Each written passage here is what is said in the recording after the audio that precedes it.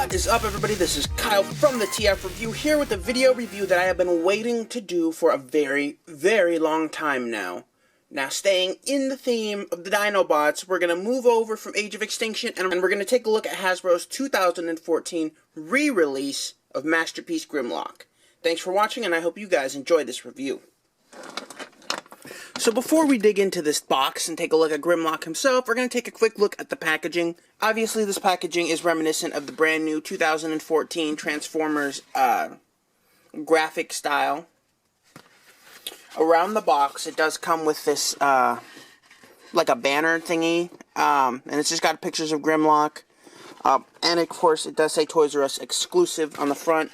On the back, it does show off all of his accessories. And of course, has another picture of him just looking hot.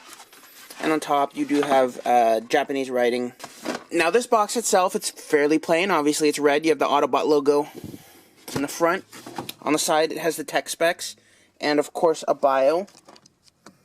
If you want, you can feel free to pause it and read it.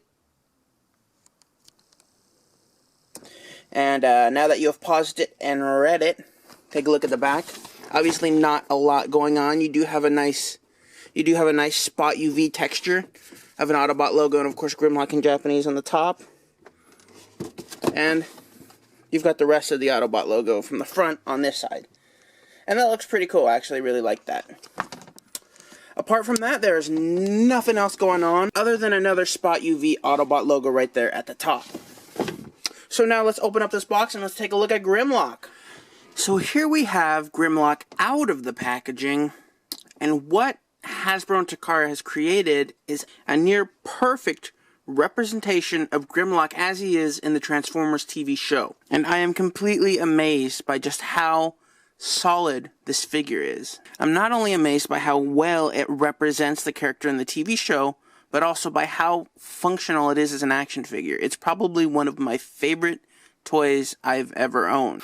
As you can see, there's a lot of molded detail, not a lot of paint apps, but it's molded in a way so that it's got a lot of depth. It doesn't get washed out like a lot of other toys do.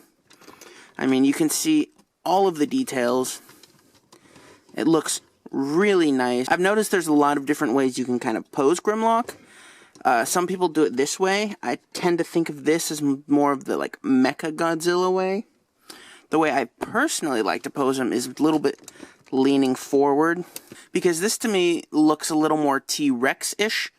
And I kind of like it that way. I don't like him kind of sitting up like Mecha Godzilla. And he looks good. Either way, he looks good no matter how you pose him. But this is just personal preference. Obviously, you can do whatever you want with your copy of the toy. Now, his head does have a gimmick where you can change the color of his eyes from blue to red depending on which faction you want your Grimlock to be on. And to change those colors of his eyes, all you want to do is take them. See if you can see in the back. You'll notice there's a little panel. You just lift it up like that. And there's a little carousel in there. All you need to do is kind of dig your fingernail in there and twist it around.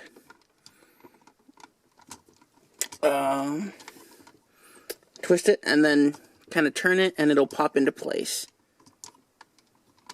Any second now.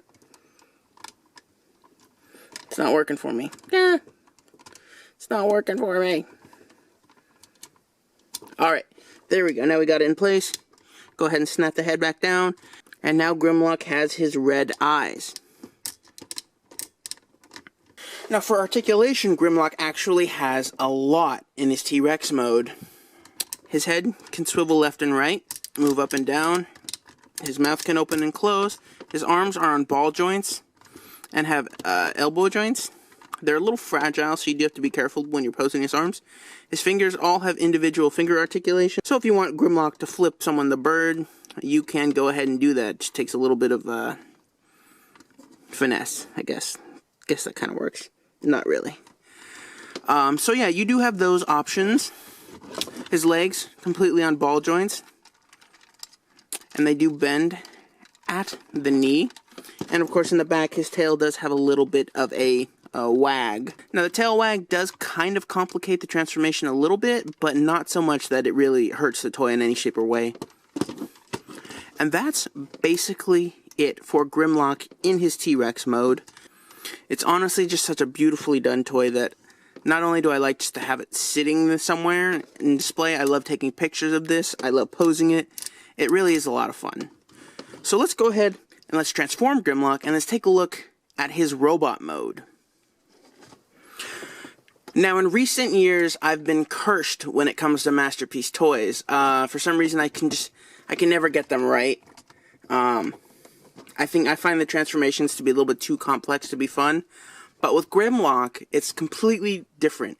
It's actually not that complex of a transformation at all. It's fairly easy, and there is sort of an order of operations, which really kind of helps the transformation a bit. Now, to transform Grimlock, basically what you want to start off with doing is splitting his chest apart. Now, you'll notice there's a little groove right there. You can insert something in there, or you can just stick your fingernail on the bottom. And now you have given Grimlock an autopsy.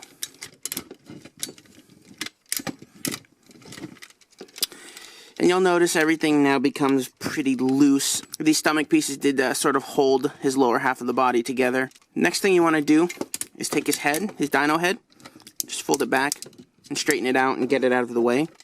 Now what we can do is take the tail. It basically just splits in half. But you do have to be careful, especially when you're coming down to this tip, because this tip is pretty fragile. The plastic is very light. Also, the chrome you don't want to scratch. There you go, like so. Oops.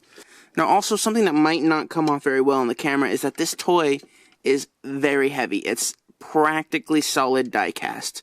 So, you do have a lot of heavy parts kind of just flailing around. So that's just one thing to take note of if you do decide to get this figure.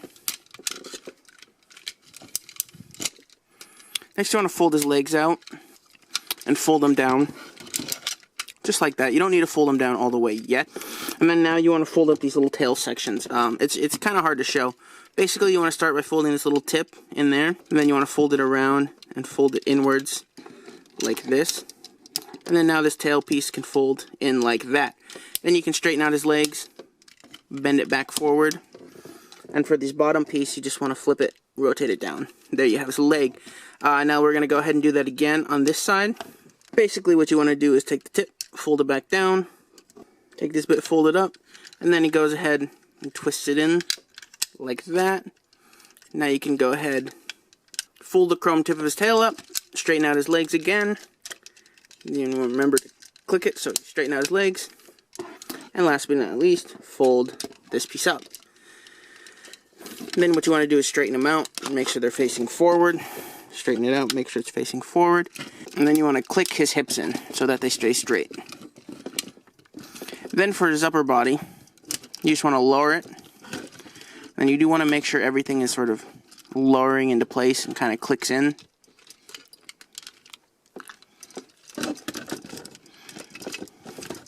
Now you can lower his hands. And we're almost done. Now to get his hands out, you just flip up that panel, fold it out. It's the same on both sides. Again, do it again. Flip up the panel, fold the hands out. This hand's a little bit harder to get out because it's got a little LED gimmick. Then you can straighten out his claws, his die-cast claws. They are fairly tight, so you do have to add a little bit of pressure. And lastly, you'll notice the leg joints are pretty loose. I'll talk about that a little later. You just want to arrange everything just to make it look nice. Kind of like to put the arms like that, just because it makes them look like mechanical bits. And yeah, there we have Masterpiece Grimlock. So here we have Grimlock in his robot mode, and wow, does he look absolutely incredible or what? He's just covered in die-cast and chrome, metallic, shiny paint. It's everything that I want in a Masterpiece Grimlock figure and more. It's got countless gimmicks with some really great articulation.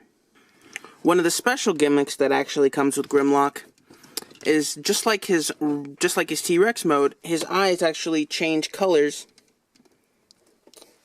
in robot mode. And you can do that simply by twisting his head around. You'll notice there's a little red tab in the back of his head. You just pull it up. And now you've changed the colors of his eyes. That's one of the many gimmicks in Grimlock. It's something that they didn't have to add, but they included it to make us fans happy, and it is a welcome addition. Now, Grimlock comes with 3 accessories for his robot mode. That includes his flaming sword, his blasters, and last but not least, his crown, because he is a king after all. And as you know, a crown for a king. To put his crown on, oh, I just dropped it. Don't kill me, Grimlock. Please don't kill me. To put his crown on, you'll notice that there's a slightly pointier edge on this side. That's his front. And it does just slide onto his head like so. It's not a super snug fit, but it's snug that you can leave it there and not have to worry about it falling off. And with these accessories, you'll notice that there's, of course, clear tips. This is because there is a light-up LED feature in this arm. There's actually a little battery pack up here. Oh, he fell again. And his crown fell. And you'll notice there's a little battery pack right here. There's a little LED embedded into the palm of his hands. And you can just lift this claw up. Let me see if I can activate it right now for you guys to see. Where? There it is right there. And what it does is it lights up the sword.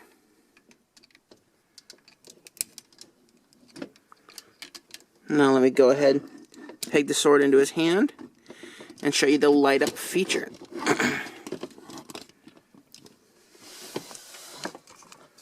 And I think it might help if I turn off the lights.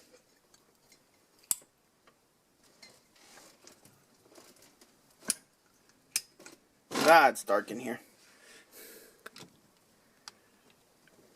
There he is. There's Grimlock's light up sword. Obviously, it's not super bright. But if you're playing with your toys in the dark, that's the kind of thing you're into. Obviously, this is a cool feature. It's a very cool gimmick.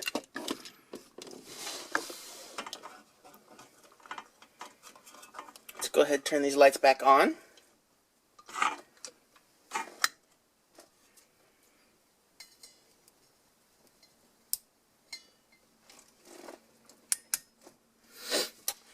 Now, his blaster also has a very similar gimmick, and that when you peg it in, the tips of his barrels do light up. Actually, I'll show you the gimmick again.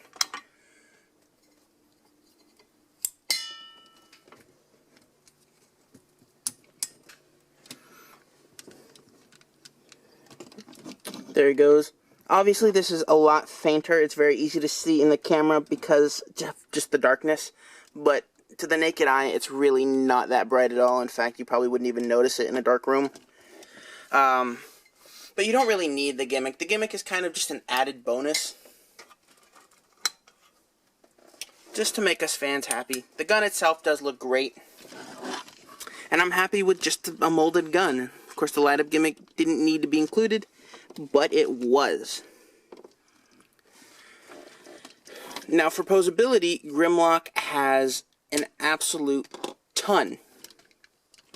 His head has a real full range of motion. It can look up and down due to a cut in the back of his head. And, of course, it can look like down, a lot down, more than any other toy. It can left and right. It's on just a crazy, wicked, awesome ball joint. His arms also on a crazy, wicked ball joint, but these ones are a little bit stiffer because this have to support his legs in T-Rex mode. It does have a double joint in the arm, which gives you only about 90 degrees of posability. And his hands can twist left and right. And of course, these fingers, they're not individually articulated. He's got the index finger, the thumb, and then the 3 fingers. So it's one of those little things. And this hand right here is actually molded due to the light-up gimmick. He does have a waist swivel, but because of this little piece in the back, it is fairly limited, but enough for you to get just a little bit of that extra motion you might want. His legs can fold in and out, move forward and back. They can bend at the knee with these very clicky, very dangerous ratcheting joints. And his feet are actually very impressive. They do have this extra joint right here, which can allow them to fold outwards for when you really want some wide poses, or you want to make him look like he's, I don't know, has to pee or something. And I really love the engineering that went into those feet. Let's move them back. Overall, I think Masterpiece Grimlock is an absolute must-have for any Transformers collector. If you're able to find him, do not hesitate at buying him. Even if you can find him at a slightly inflated price, I do think it's worth it. Especially when you take into account the more expensive prices of modern Masterpiece figures. Since this is an older figure, he did start fairly cheap, and that kind of surprised a lot of people. If you can find it for cheap, great. Take it. If you see it at Toys R Us, don't hesitate to buy it. But also don't feel bad spending a little bit more if you need to, because this is an absolute centerpiece for any Dinobot collection. And certainly kills the poop out of the Age of Extinction Dinobot figures, absolutely bar none. So if you're hesitant, don't hesitate. Don't feel bad about buying this figure. It is absolutely worth it. Thanks for watching. That does it for this review of Transformers Masterpiece Grimlock. Thanks for watching. I hope you really enjoyed this review. And I hope you guys have an awesome, awesome weekend.